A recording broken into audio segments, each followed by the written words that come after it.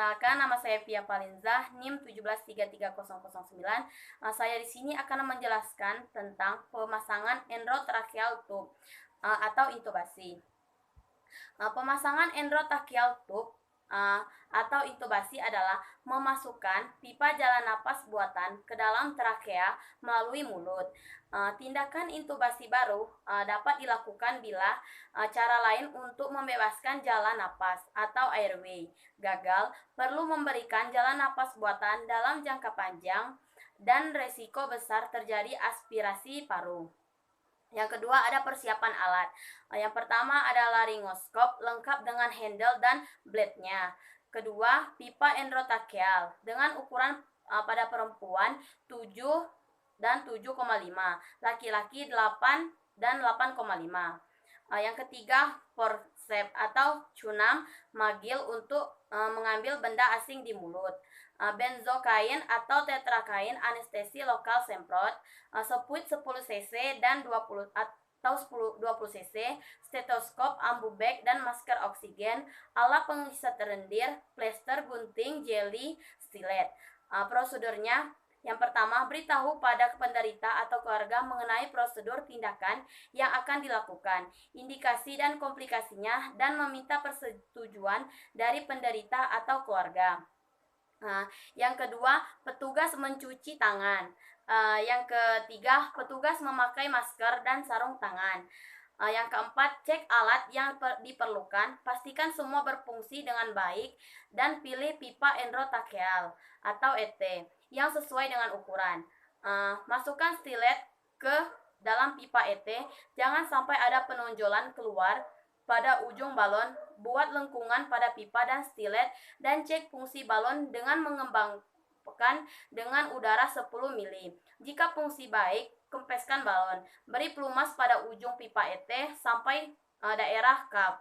Letakkan bantal kecil atau penyangga handuk setinggi 10 cm di oksiput dan pertahankan kepala sedikit ekstensi. Jika resiko fraktur servikal dapat disingkirkan.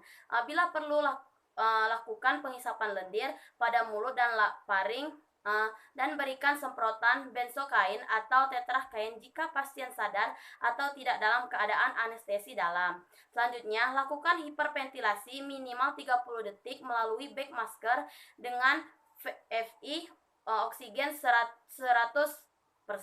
Buka mulut dengan cara cross finger dan tangan kiri memegang laryngoskop.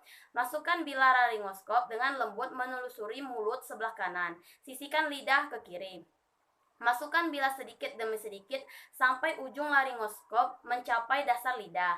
Perhatikan agar lidah atau bibir tidak terjepit di antara bilah dan gigi pasien. 11. Angkat laryngoskop ke atas dan ke depan dengan memiringkan 30-40 sejajar aksis pemegangan. Jangan sampai menggunakan gigi sebagai titik tumpu. Selanjutnya, bila pita suara sudah terlihat, tahan tarikan atau posisi laryngoskop dengan menggunakan kekuatan siku dan pergelangan tangan. Masukkan pipa ET dari sebelah kanan mulut ke paring sampai bagian proksimal dari kap ET melalui pita suara kurang lebih 1-2 cm, atau pada orang dewasa atau kedalaman pipa ET kurang lebih 19-23 cm. Angkat laryngoskop dan stilet pipa ET dan isi balon dengan udara 5-10 mm. Waktu intubasi tidak boleh lebih dari 30 detik. Hubungkan pipa ET dengan ambu bag dan lakukan ventilasi sambil melakukan auskultasi. Pertama pada lambung, kemudian pada paru kanan dan kiri sambil memperhatikan pengembangan dada. Bila terdengar gurgling pada lambung dan dada tidak mengembang, berarti pipa ET masuk ke esofagus dan pemasangan pipa harus diulangi setelah melakukan hiperventilasi ulang selama 30 detik. Berukuran bunyi napas di atas dada kiri biasanya mengidentifikasikan pergeseran pipa ke dalam bronkus utama kanan dan memerlukan tarikan beberapa sentimeter dari pipa ET. Setelah bunyi napas optimal dicapai, kembangkan balon kap dan menggunakan speed 10 cc. Lakukan fiksasi pipa dengan plester agar tak terdorong atau tercabut. Pasang orofaring untuk mencegah pasien menggigit pipa ET jika mulai sadar. Lakukan ventilasi terus dengan oksigen 100% atau aliran 10-12 liter per menit. Cuci tangan sesudah melakukan intubasi. Baiklah, sekian penjelasan dari saya ucapkan terima kasih.